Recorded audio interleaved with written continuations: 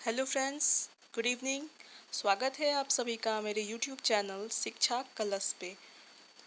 आज है 27 जुलाई और आज दिन भर की खबरों को हम लोग आज देखेंगे जो बहुत ही इम्पोर्टेंट है एग्ज़ाम के लिहाज से।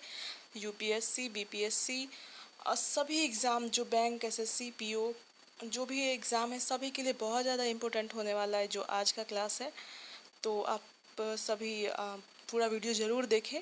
सिर्फ 10 करंट अफेयर्स है आप सभी के लिए। तो शुरू करते हैं आज का पहला क्वेश्चन। आज का पहला क्वेश्चन है, निम्नलिखित में से किसने अपनी पुस्तक में दिवालिया और शोधन अक्षमता कोड आईबीसी और बेड लोन के मामले में केंद्रीय बैंक की शक्ति को कम करने के लिए वर्तमान केंद्र सरकार की आलोचना की है।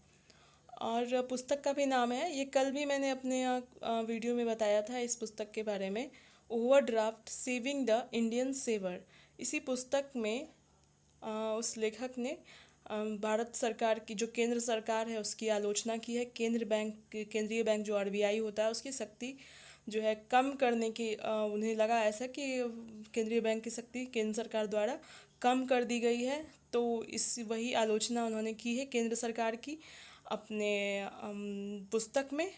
तो इसका सही उत्तर होगा उर्जित पटेल। कल भी मैंने बताया था कि उर्जित पटेल ने ये पुस्तक लिखी है ओवरड्राफ्ट। तो ये बहुत इम्पोर्टेंट है, ये पुस्तक का नाम भी इम्पोर्टेंट है और चूँकि केंद्र सरकार की इन्होंने आलोचना की है तो ये बहुत ज़्यादा इम्पोर्टेंट है। आज का दूसरा क्वेश्चन है, ये भी बहुत ज़्यादा इम्पोर्टेंट है और ये भी इकोनॉमिक्स से ही रिलेटेड है लेकिन ये इंटरनेशनल भी है। तो इस कारण से ये दोनों है तो ये बहुत ज़्यादा इम्पोर्टेंट है सभी एग्ज़ाम्स के लिए। तो शुरू करते हैं। किस देश ने हाल ही में भारतीय रिजर्व बैंक के साथ 400 मिलियन अमेरिकी डॉलर के मुद्रा विनिमय समझौते पर हस्ताक्षर किए हैं? भूटान, रूस, श्रीलंका या मालदीव? तो इसका सही उत्तर है श्रीलंका। तो श्रीलंका के साथ इसने भारत ने समझौता किया है 400 मिलियन अमेरिकी डॉलर के मुद्रा विनिमय समझौते पर। आज का तीसरा क्वेश्चन है, कच्चा तीवु विवाद किस देश से संबंधित है और इस विवाद को सुलझाने के लिए भारतीय कृषि कल्याण मंत्रालय और उस देश के उपर्युक्त मंत्रालय के बीच एक संयुक्त कार्यकारी समूह स्थापित करने पर सहमति बनी है? तो किस देश के साथ ये सहमति बनी है? तो ये श्रीलंका के साथ इस चीज़ की सहमति संयुक्त कार्यकारी समूह की बनी है क्योंकि कच्चा तीवु है जो एक द्वीप है जहाँ मछली पकड़ने के लिए मछुआरे अक्सर जो है गहरे समुद्र में चले जाते हैं और सीमा रेखा पार कर लेते हैं। उन लोगों को इतना पता नहीं रहता है और वो कैदी बनकर श्रीलंका में पकड़े जाते हैं। कभी श्रीलंका के जो मछुआरे हैं वो भारत में पकड़े जाते हैं। तो इसी विवाद को सुलझाने के लिए उन दोनों देशों के बीच संयुक्त कार्यकारी समूह स्थापित करने पर सहमति बनी है ताकि इससे संबंधित जो विवाद हो उसे आसानी से सुलझाया जा सके। आज का चौथा क्वेश्चन है, रजिस्ट्रार जनरल इंडिया के कार्यालय के अनुसार किस राज्य की शिशु दर 47 से बढ़कर 48 हो गई है?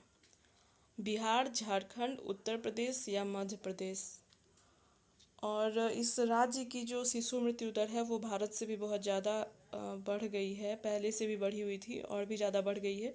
और तो वो 47 से बढ़कर 48 हो गई है।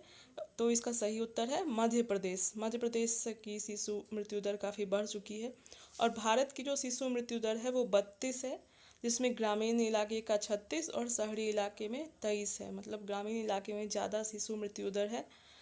तो ये भी इम्पोर्टेंट क्वेश्चन है, ये सब एग्ज़ाम में पूछे जाते हैं हमेशा, तो इसको अच्छे से याद रखना है।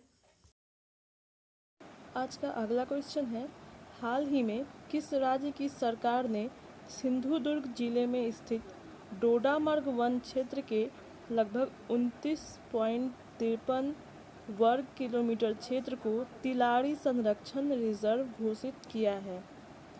तो इसका ऑप्शन है महाराष्ट्र, गुजरात, तमिलनाडु या केरल। तो किस राज्य में ये स्थित है?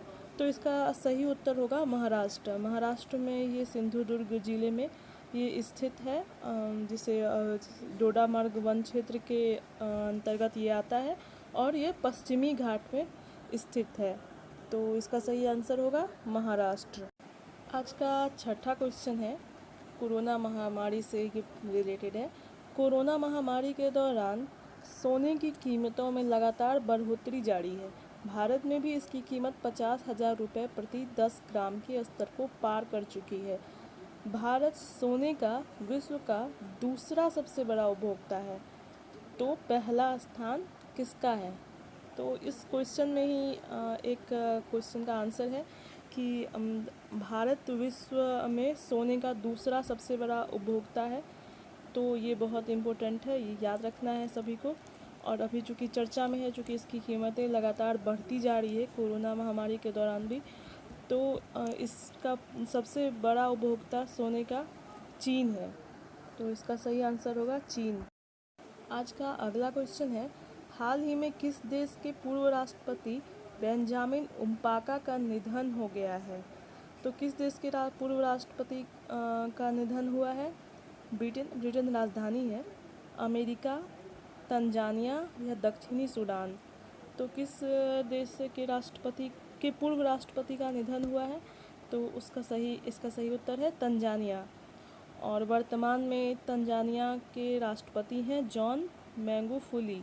ये एग्ज़ाम में पूछ सकता है, क्योंकि जो भी बीपीएससी वगैरह में, एसएससी में हम देखते हैं कि कोई देश अगर किसी चीज़ के लिए चर्चा में आता है तो उसके राष्ट्रपति या प्रधानमंत्री का नाम पूछ देता है कभी कभी एग्ज़ाम में। तो वर्तमान भी याद रखना है, इसकी राजधानी है डोडोमा और मुद्रा है तंजानिया सीलिंग। तो ये बहुत इम्पोर्टेंट है, इसे याद रखना है आप लोगों को। आज का अगला क्वेश्चन है, भारतीय मूल की नर्स कला नारायण स्वामी को किस देश में नर्सों को दिए जाने वाले राष्ट्रपति पुरस्कार से सम्मानित किया गया है?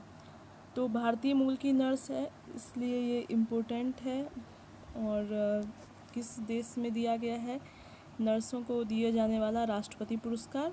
स्विट्ज़रलैंड, कतर या अमेरिका या सिंगापुर? तो इसका सही उत्तर है सिंगापुर। सिंगापुर की सरकार ने कोरोना महामारी से लड़ने में अपनी अहम भूमिका निभाने के लिए भारतीय मूल की नर्स कला नारायण स्वामी को राष्ट्रपति पुरस्कार से सम्मानित किया गया है। तो ये भी बहुत इम्पोर्टेंट है एग्ज़ाम के लिहाज से।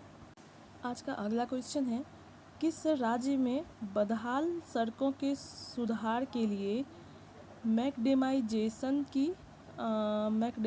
प्रोग्राम की शुरुआत की गई है? बदहाल सड़कों के सुधार के लिए जम्मू कश्मीर, बिहार, गुजरात और उड़ीसा? तो इसका सही उत्तर है जम्मू और कश्मीर। जम्मू और कश्मीर में शुरुआत की गई है सड़कों के सुधार के लिए ये योजना। हमारे बिहार की भी सरकार की सड़क भी बहुत बुरी है, लेकिन हर साल बनती है और बारिश में हर साल फिर से वही हाल होता है, लेकिन कोई सुधार योजना नहीं चलती है यहाँ पर।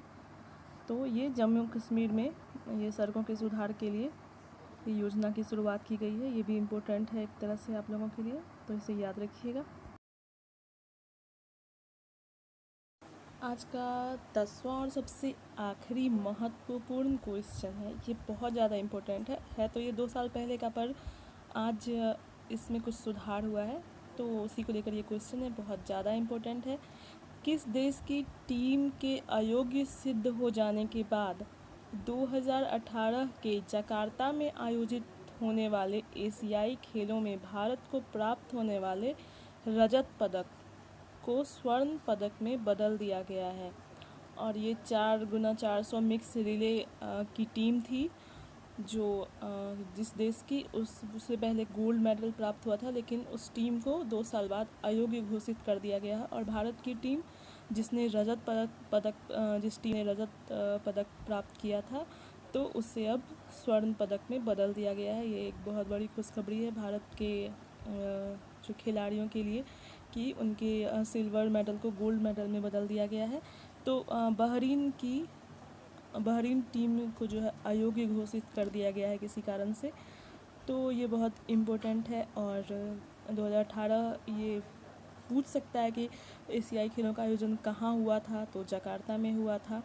और किस टीम को अयोग्य साबित होने के बाद गोल्ड मेडल मिला है, तो बहरीन की टीम को पहले सिल्वर मेडल था तो ये बहुत ज़्यादा इम्पोर्टेंट है। तो ये आज की टॉप 10 करंट अफेयर्स की श्रृंखला समाप्त हुई है।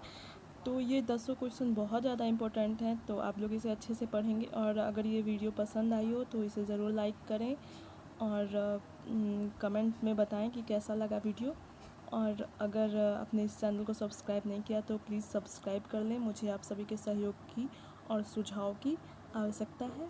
धन्यवाद।